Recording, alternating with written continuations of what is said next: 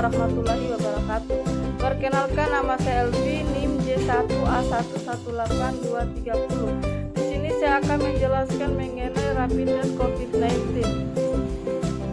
Definisi COVID-19, penyakit virus 2019 dalam bahasa Inggris Coronavirus Disease 2019 disingkat COVID-19 adalah penyakit menular yang disebabkan oleh SARS coronavirus 2, salah satu jenis coronavirus. Penyakit ini mengakibatkan pandemi coronavirus 2019-2020. Penderita COVID-19 dapat mengalami demam, batuk kering, dan kesulitan bernapas, sakit tenggorokan, pilek, atau bersin-bersin lebih jarang ditemukan. Pada penderita yang paling rentan, penyakit ini dapat berujung pada pneumonia dan kegagalan multi-organ.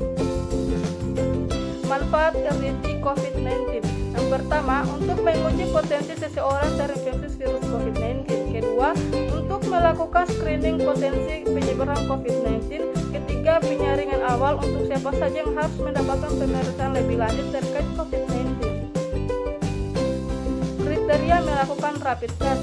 Yang pertama, orang dalam pengawasan, yaitu memiliki demam lebih dari 38 derajat Celcius atau gejala gangguan sistem pernapasan seperti pilek, batuk, dan sesak napas, serta memiliki riwayat perjalanan atau tinggal di area transmisi lokal baik di Indonesia maupun di luar negeri.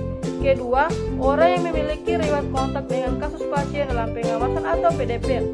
Ketiga, orang yang memiliki riwayat kontak dengan pasien terkonfirmasi atau kemungkinan besar positif COVID-19. Keempat, masyarakat dengan risiko tertular paling tinggi seperti petugas kesehatan di rumah sakit yang sangat menangani COVID-19. Kelima, masyarakat yang bekerja di puskesmas atau klinik, serta masyarakat dengan profesi yang terinfeksinya sosialnya tinggi seperti TNI, polisi, pejabat publik, ulama, petugas bandara, atau pedagang pasar. Alat dan bahan pemeriksaan RDT dan COVID-19 yaitu rapid diagnostic test, jarum lancet, pipet tetes, handscom, alat petunjuk waktu, alat pelindung diri seperti masker, sarung tangan medis, pelindung mata, pelindung wajah, baju hamzat, penutup kepala, sepatu pelindung, sampel dan darah pasien, alkohol, dan larutan buffer. Tata laksana pemeriksaan COVID-19. Pertama, alat tes ini diklaim memiliki tingkat akurasi hingga 92% dengan waktu kerja hanya 10 menit. Santo mengembangkan teknologi pengetahuan virus corona COVID-19 melalui perusahaannya, SensiSelf, yang berbasis di Singapura. Kedua, cara kerja alat tes virus corona atau COVID-19 memiliki SensiSelf tidak jauh berbeda dengan rapid test kebanyakan. Alat ini mengambil sampel darah pengguna untuk mengecek antibodi dan mengetahui apakah seseorang terdapat virus corona SARS-CoV-19 atau tidak. Keunggulan rapid test SensiSelf berada pada enzim yang diletakkan alat tersebut. Analisa pemeriksaan RDT COVID-19. Yang pertama, rapid test COVID-19 merupakan langkah penting yang harus dilakukan untuk deteksi dini infeksi virus corona.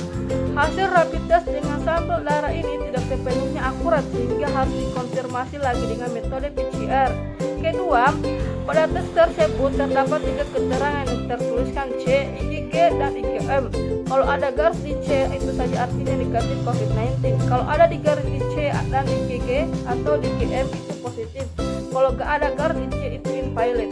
Ketiga, hasil rapid test ini akan sangat bergantung pada tahapan perjalanan infeksi virus corona dan dalam tubuh manusia. Jadi, di awal ada asimptomatik atau tidak ada gejala. Pada keadaan asimptomatik ini belum terdeteksi imunoglobulinnya.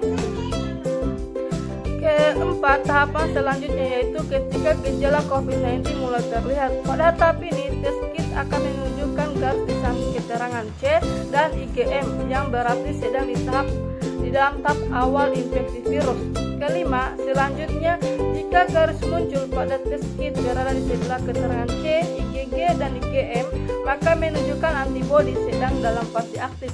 Sedangkan ketika gejalanya mulai berkurang dan kondisi tubuh mulai membaik, kemungkinan garis yang akan muncul pada tes kit berada di sebelah keterangan C dan IgG.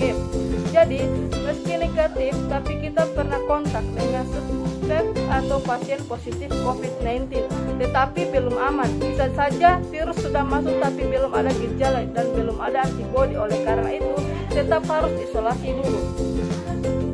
Baiklah, itu saja yang dapat saya sampaikan. Waalaikumsalam warahmatullahi wabarakatuh.